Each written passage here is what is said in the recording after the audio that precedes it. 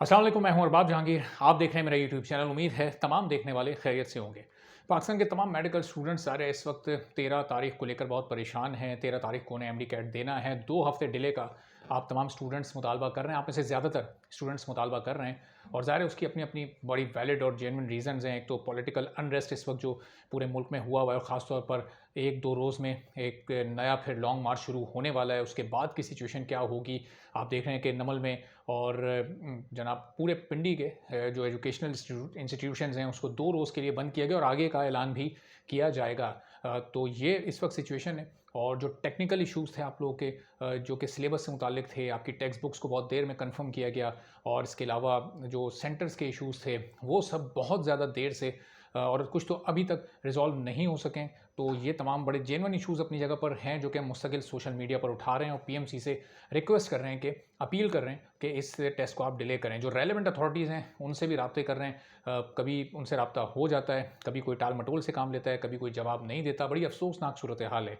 अब जनाब इस पूरे मामले को मेन स्ट्रीम मीडिया पर जो उठाने की मैं इतने दिन से कोशिश कर रहा था वो अब किसी हद तक कामयाब हुई है। प्रोफेसर नौशाद शेख साहब कल सुबह 10 बजे आपको बोल न्यूज़ के मॉर्निंग शो में नज़र आएंगे और उनसे सवालात करने के लिए वहाँ पर मैं मौजूद नहीं हूँगा चूँकि वो मेरा स्लॉट नहीं है, मैं मॉर्निंग शो नहीं करता। तो वहाँ पर मॉर्निंग शो के एंकर्स तला जतोई और वरदा शुएब हमारे दोनों बड़े ज़बरदस्त एंकर्स हैं, तो वो मौजूद होंगे और आप तमाम लोगों के सवालात वो प्रोफेसर नौशाद अहमद शेख के सामने रखेंगे, जो आपके कंसर्न्स हैं, जो आपकी क्यूरीज़ हैं। अच्छा, अब मैंने आपको एक ट्वीट किया था कि जनाब ये जो भी कल इस प्रोग्राम में पार्टिसिपेट करना चाहता है वो आ जाए, वो अपना नंबर मुझसे शेयर कर ले और फिर हम उसके साथ एक कन्फ्रंटेशन हम चाहते थे कि आप लोग अपने सवालात खुद बराह रास्त डॉक्टर साहब के सामने रख सकें, प्रोफेसर नौशाद शेख साहब के सामने। लेकिन जब उनसे टाइम की कन्फर्मेशन के लिए बात हुई कॉल पर तो किसी भी स्टूडेंट के साथ बैठने से उन्होंने माजरत कर ली है कि वो स्टूडेंट्स के साथ बैठकर जवाब नहीं देंगे। उन्होंने कहा कि आप स्टूडेंट्स के सवालात मंगवा लें और वो तमाम सवालात के जवाब फिर मैं जो एंकर मुझसे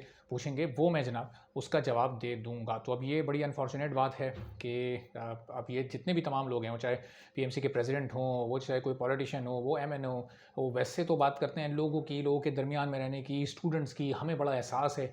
लेकिन आप देखें जहाँ बात आती है आमने सामने बैठने की या किसी को भी अपने बराबर इज़्ज़त देने की, तो वहाँ आप देखें फिर किस तरह के रवैये का मुज़ाहरा किया जाता है। मुझे पता है कल वो हमारे प्रोग्राम में आ रहे हैं, उनकी हर हर मेहमान बहुत ही काबिल इज़्ज़त होता है। हम पूरा इज़्ज़त और एहतराम पूरा उनको प्रोटोकॉल देंगे जो कि एक मेज़बान को करना चाहिए। लेकिन ये स्टूडेंट्स के साथ ना बैठने वाला मामला, ये आपको याद होगा अपने दौर में अली रज़ा और अरशद तकी भी किया करते थे। अली रज़ा साहब जब मेरे प्रोग्राम्स में आते थे तो पहली उनकी डिमांड ये होती थी कि जी कोई स्टूडेंट साथ नहीं होना चाहिए। ये बहुत ही अनफॉर्चुनेट है। इन जिन लोगों के मसाइल आप हल करना चाहते हैं या अगर आपकी इंटेंशन है, अगर आप उन लोगों से बराह रास्त मसाइल सुन लेंगे तो आखिर इसमें क्या कबाहत है। लेकिन अब ज़ाहिर मौका ऐसा है कि आपको फिर अपने मेहमान की बात को इसलिए थोड़ा सा मानना पड़ता है चूँकि फिर कम अज़ कम ये आवाज़ उठ तो जाएगी, ये सवालात उनके सामने तो आएँगे, दुनिया के सामने तो आएँगे और फिर कोशिश ये करेंगे कि उसी वक्त अगर मुमकिन हो सका तो सलीम मांडवीवाला साहब या कादिर पटेल साहब ऐसे किसी रेलेवेंट पर्सन को लिया जा सके जो कि पीएमडीसी की बहाली के लिए कोशिशें कर रहे हैं और एमडी कैट की डिले में भी वो अपना किरदार अदा कर सकें। ये पूरी सिचुएशन है।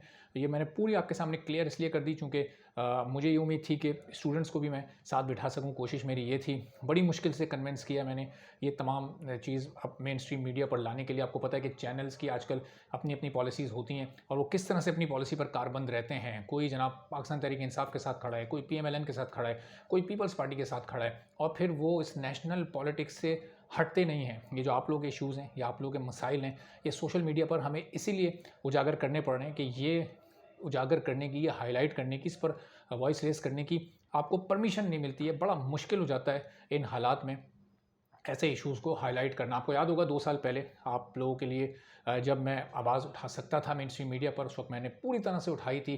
कई इंटरव्यूज़ अली रज़ा के किए थे और न सिर्फ इंटरव्यूज़ किए थे, आप लोगों के सवालात उनके सामने रखे थे और कई मकामात पर, कई मौक़ों पर ऐसी सिचुएशन भी आई थी कि उनके पास देने के लिए कोई जवाब नहीं होता था।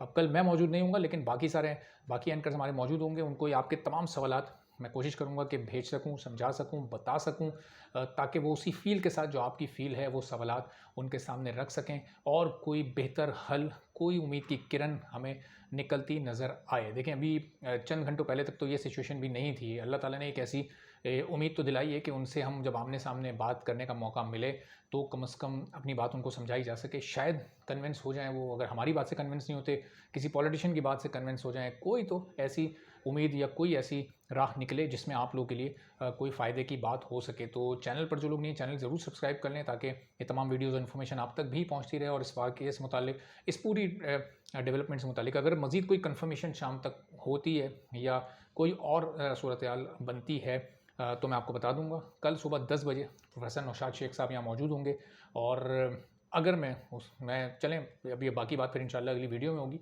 और फिर इंशाल्लाह आपसे अगली वीडियो में मुलाकात होती है। इजाज़त दीजिए। अल्लाह हाफ़िज़।